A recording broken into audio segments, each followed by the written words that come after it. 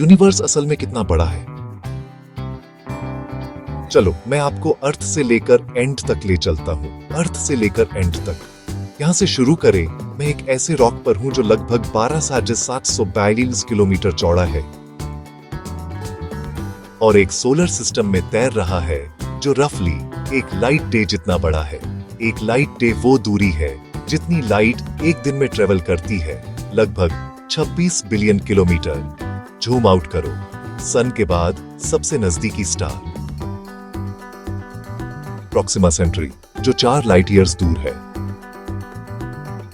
अगर अर्थ एक रेत का दाना होता तो प्रॉक्सिमा एक और दाना होता, कुछ किलोमीटर दूर बीच पर। हमारी पूरी मिल्की वे लगभग 100,000 लाइट ईयर्स चौड़ी है। ये इतनी बड़ी डिस्क है कि एक लाइट की बीम जो यूनिवर्स में सबसे तेज है को इसे पार करने में 1,00,000 साल लगते हैं। हम अकेले भी नहीं हैं। मिल्की वे का एक पड़ोसी है एंड्रोमेडा जो 2.5 मिलियन लाइट ईयर्स दूर है और हमारे साथ स्लो मोशन कोलिजन कोर्स पर है। अब व्यू को लानियाके या सुपर क्लस्टर तक बढ़ाओ। ये गैलेक्सीज का हमारा कॉस्मिक नेबरहुड है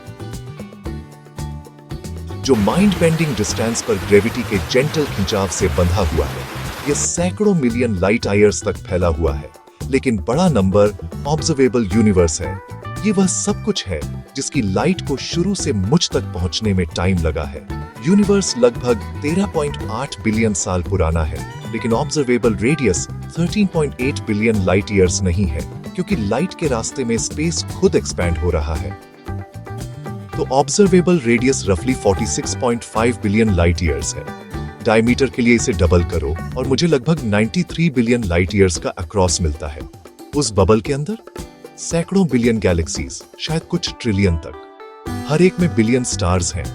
अगर मैं इसे जोड़ूं तो मैं लगभग 1 सेक्सटिलियन से 1 सेप्टिलियन स्टार्स को देख रहा हूं। कुछ जीरो कम या ज्यादा हो सकते हैं, लेकिन यहाँ ट्विस्ट है, ऑब्जर्वेबल सब कुछ नहीं है। होराइजन से परे और भी यूनिवर्स है, ऐसी लाइट जिसे अभी तक आने का टाइम नहीं मिला है। जैसे एक कोहरे वाले खेत में होना। दुनिया वहां खत्म नहीं होती जहां कोहरा शुरू होता है। क्या कोई एंड है? कोई दीवार या क्लिफ नहीं। यूनिवर्स को बड़ा होने के लिए किसी बाहरी हिस्से की जरूरत नहीं है।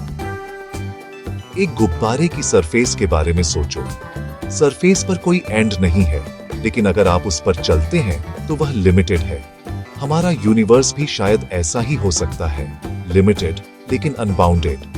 या यह फ्लैट और इफेक्टिवली इंफिनिट हो सकता है। करंट मेजरमेंट्स कहते हैं कि स्पेस बहुत हद तक फ्लैट है।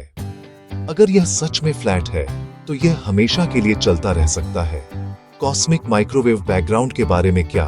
वह सबसे पुरानी लाइट जो हम देख सकते हैं, वह हमारी बेबी पिक्चर है।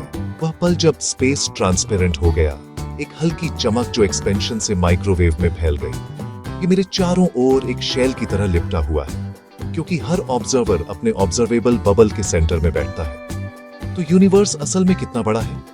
कम से कम 93 बिलियन लाइट ईयर्स अक्रॉस जिसे मैं देख सकता हूं। शायद बहुत बड़ा, शायद इन्फिनिट।